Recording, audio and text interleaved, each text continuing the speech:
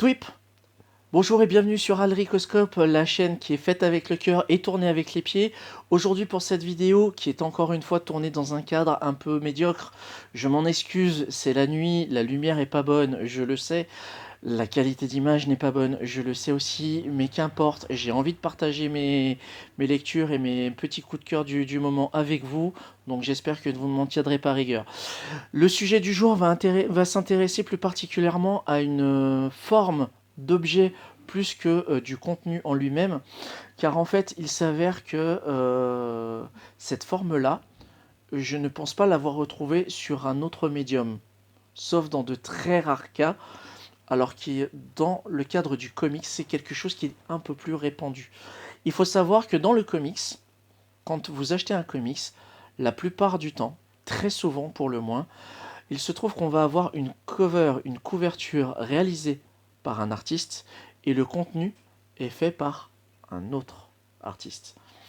Et généralement, c'est là que le bas blesse, puisque derrière l'émerveillement de se dire waouh, quelle chouette couverture, ça va être absolument. Bah non, c'est pas ce à quoi je m'attendais. Ça m'est arrivé plus d'une fois, notamment en lecture en VO, mais est arrivé par la suite une variante, ce qu'on appelle les variantes cover, donc les couvertures alternatives, donc où il y a d'autres artistes qui proposent d'autres couvertures. Il y a la variante ultime, selon moi, qui est la variante cover. La variante cover, qu'est-ce que c'est? C'est un peu comme ce que j'avais expliqué lors d'une vidéo sur mon expérience de dessinateur de sketch card pour Marvel chez Upperdeck. C'est qu'on va avoir le matériau, comme ça, avec le titre, une page blanche, et tu personnalises par qui tu veux. Et tu as ton propre comics perso. Et ça, c'est génial. J'ai découvert ça quand j'étais sur Lyon, quand je fréquentais la boutique Comic Zone, que je salue encore au passage. Non, c'est une chaîne qui n'est pas financée par Comic Zone. J'arrête tout de suite. Mais les gars, si vous voulez faire un financement, c'est quand vous voulez. Bref, tout ça pour dire que le format blank cover, je ne le connaissais pas jusqu'à ce que je découvre un exemplaire de comics. Je vais l'ouvrir pour vous donner vraiment l'aperçu. Parce que l'objet en lui-même, là où c'est fun, c'est que...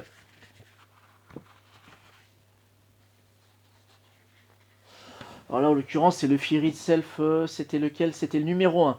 Par Fraction, Imonen, Gros Badger et Martin.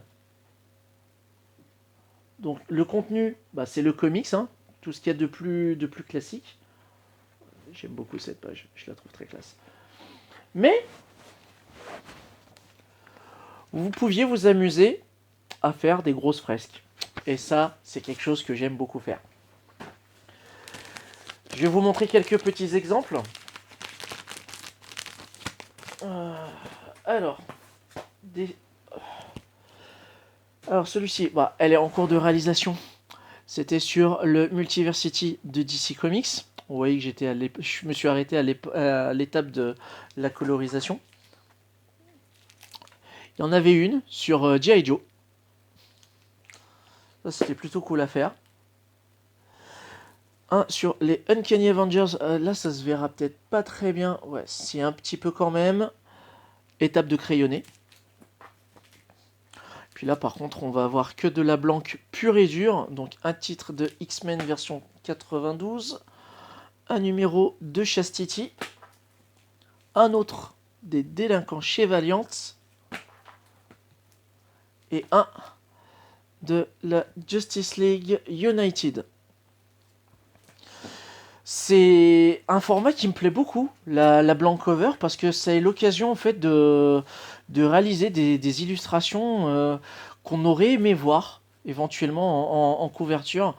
Moi personnellement, ça m'est arrivé qu'on me commissionne des blank covers et j'ai eu droit à des demandes assez fandards. J'avais eu des trucs un peu trashouilles. Je crois que c'était Xavier qui m'avait demandé ça. Xavier qui m'avait demandé, si tu vois cette vidéo Xavier, gros coucou, grosse bise à toi. Je crois que c'était toi qui m'avais demandé Deadpool sur le trône d'Asgard avec Lady Sif sur les genoux en train de se fendre la poire parce que devant eux se trouvait à quatre pattes Frog baissé Thor avec le manche de Mjolnir dans un endroit où la lumière ne brille pas. Rien que de le dire déjà au niveau de l'énoncé, vous pouvez vous imaginer le truc.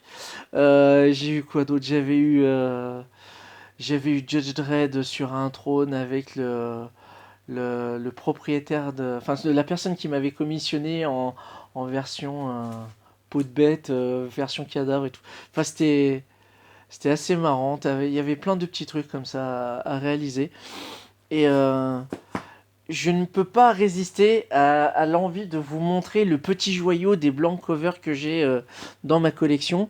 Il s'avère que pour fêter ces 5000 abonnés, je crois, si je ne dis pas de bêtises, un dessinateur de comics avait fait un tirage au sort en random et j'ai eu l'occasion de remporter une blank cover signée par Todd Knock de Wolverine.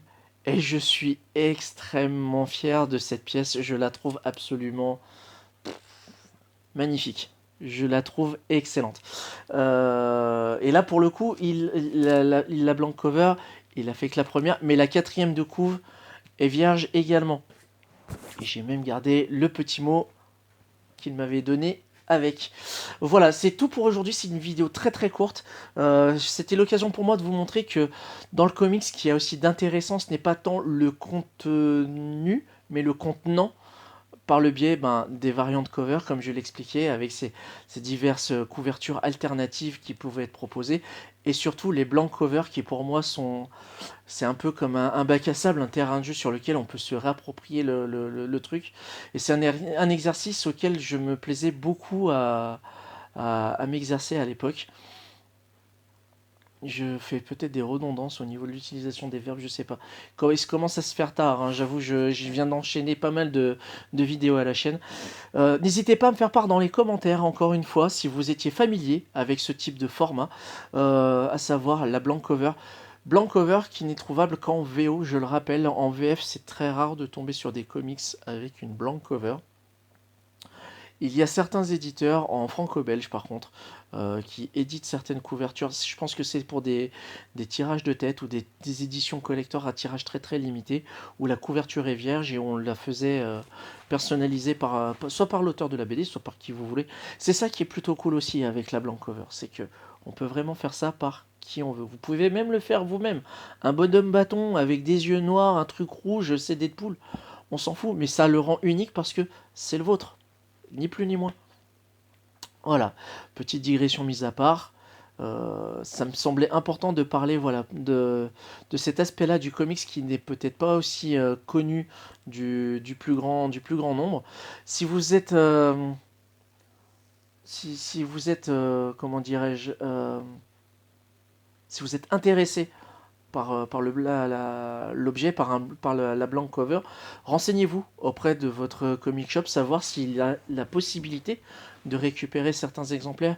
Alors je sais que pour les libraires, les blank covers peuvent être fournis sous certaines conditions, en condition de commander un certain nombre d'exemplaires du numéro en question, de manière à avoir des blank covers de ce même titre. Généralement, c'est comme ça que ça fonctionne, si je ne dis pas de bêtises.